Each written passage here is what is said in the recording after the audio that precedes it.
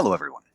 This is a quick look at chapters 11 through 20. As I mentioned in the announcement, this is going to be a little bit different than the last one. I've tried something a little broader, just to, one, limit time, but two, also give people a chance to connect those broader ideas to specifics that you found reading.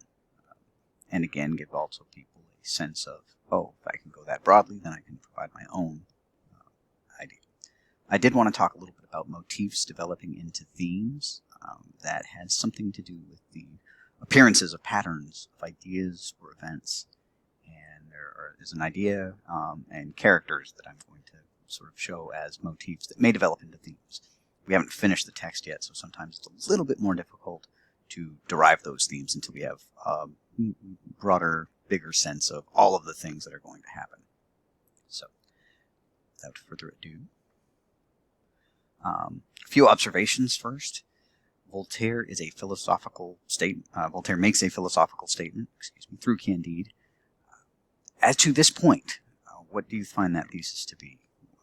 How do you find it? Where do you find it? The motifs and themes we're going to talk about will deal with that, but I am always curious to get people's feedback and to have people start thinking about that.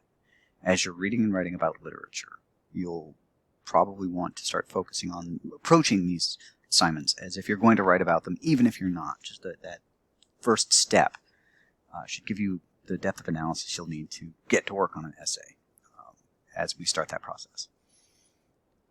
There are a lot of characters in this text. Outside of the protagonist, I'm always, again, for me, it's always fun to learn what characters stood out. I have my favorites. I'm sure you have some that you remember. And if, for instance, we were in a trivia game, so we said, hey, name 3 characters aside from Candide and Cunegonde from the text. Which ones would you name? Why would they stand out to you? That's right. So, quick definition of motif. And I took this from Merriam-Webster, as applies to art, especially. Usually recurring salient thematic element, dominant idea, or central theme. I differentiate between theme, and this comes from the literature element. The element that recurs is the motif. If you've seen interior design elements, you've seen those motifs, the idea of this color, or this pattern, or this vision of an animal. In nurseries, for instance, not usually, but sometimes can have an animal motif. And sometimes it's very specific animal, elephants. Others, it's vague, a series of animals, things like that. The theme, and I borrowed this from the Purdue Owl, which has an amazing set of terms available. I'll probably provide a link to that if I haven't already. A salient, abstract idea that emerges from a literary work's treatment of its subject matter or a topic recurring in a number of literary works. Themes in literature tend to differ depending on author, time period, genre, style, purpose, etc. We're looking at Voltaire's Candide, Enlightenment era French work. So you may find that theme being different than the themes we may explore now. You may find them similar. One of the reasons I enjoy teaching the 1650 to present world literature class is that we start seeing those similarities between ideas. So that idea is usually a commentary when I talk about a theme. It's not just, hey, there are a lot of ideas about education here. Well, what does Voltaire say about education? What does Voltaire say about experience? When we get to the Romantics, the idea of experience, especially for Blake, is going to be a much different idea. And so those themes can be different as you move on. First one I do like to talk about is the education experience. I know I spoiled that, sorry. Because the old woman comes into the story, she immediately comes with that story that is, comes into Candide, she comes in with this story that is basically proof that the world does not hold up well with that philosophy of optimism that we spent a whole lot of time on in the first 10 chapters. And it's a continual element that comes up. Again, having read through chapter 20, you'll see this idea, and Candide starts to explore it. We saw it a little bit in the first 10 chapters. Second 10 chapters, there's a lot more of it. And so that idea of education, where does that start happening? I tend to put it on Candide learning more, and learning from different avenues. You've got a lot more characters, and I think I call them guides a little bit later, people leading Candide through this who have different views. Another motif that I put up there is discovery, and that can be considered education in a lot of ways. You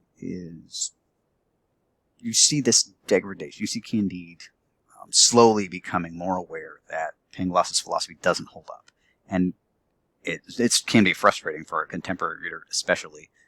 One, it is a satire, so you're not supposed to take that too seriously. But it can be frustrating because Candide wants to hang on to that philosophy so badly. He just needs to have it and then can't. Eventually it starts wearing on him.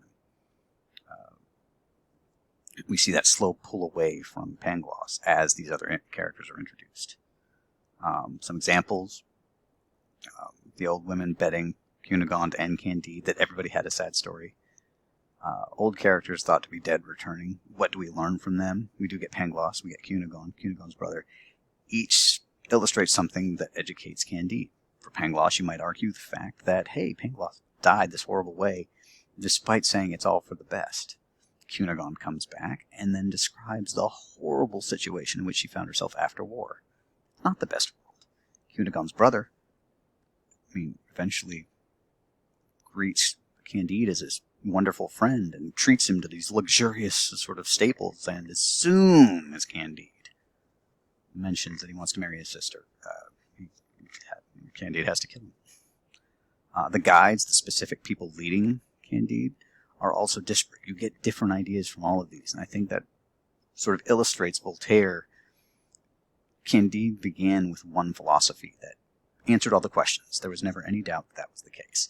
And as soon as other ideas start filtering in, this educational experience begins altering the way he thinks, because there isn't another way to view the world through that one lens. There are too many other viewpoints, too many ideas, so that education leads to Candide shifting that philosophy. Pangloss, we talked about that a little bit. The original philosophy, it kept him naive but happy, and is the basis for much of Voltaire's criticism.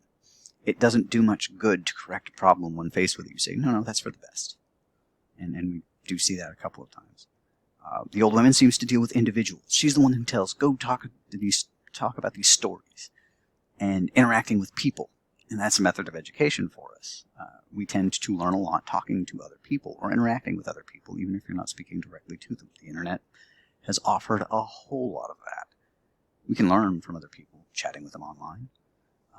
But at the time, you went out and talked to them. And so the old woman legitimately says, go learn what these people have dealt with. And it changes the way Candide sees the world a little bit. Combo, same sort of element. Except now it's applied to geographic place. It's when you go out, you see the world differently. They go from Europe to South America. And even within South America, they shift off to a place that nobody's ever seen before. Voltaire is using that legend of El Dorado, the city laden with gold.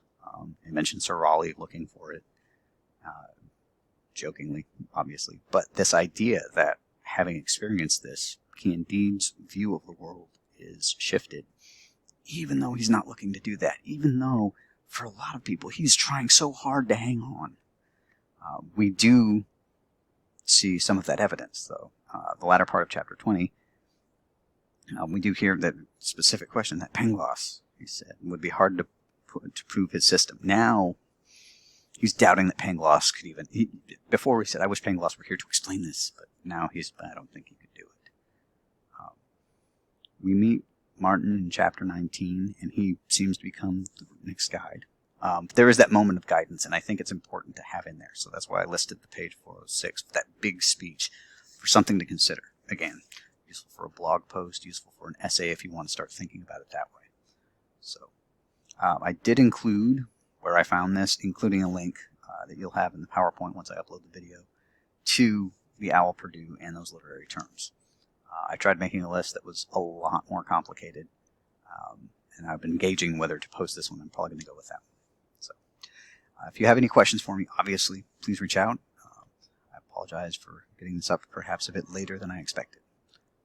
Yeah, just reach out if you have any questions. I hope everyone is staying safe. Thanks.